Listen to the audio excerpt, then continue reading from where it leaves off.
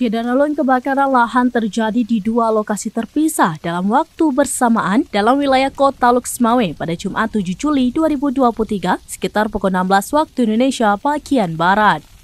Kedua lokasi tersebut yakni di Bukit Goa Jepang, Desa Blampanyang, Kecamatan Muara 1, Loksmawe.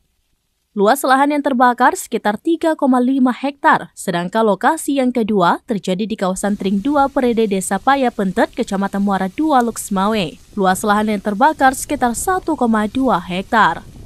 Danru Pemadam Kebakaran Kota Loksmawe, Ridwan Saputra menjelaskan pihaknya mendapatkan laporan adanya kebakaran lahan di perbukitan Goa Jepang Blampanyang dan Paya Pentet secara bersamaan. Sehubungan kebakaran di kawasan Bukit Goa Jepang lebih luas, maka pihaknya mengerahkan 2 unit damkar beserta petugas. Sedangkan ke kawasan Paya Pentet pihaknya mengerahkan 1 unit damkar beserta petugas.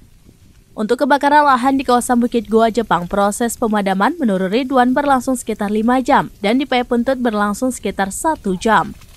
Pemadaman ikut melibatkan relawan Rapi, ERPA, TNI Polri, dan masyarakat.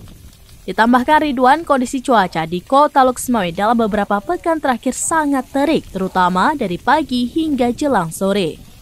Karena itu dia berharap masyarakat lebih hati-hati, jangan pernah membakar lahan. Dari Loksmawe, Saiful Bahri, Seraminus.com.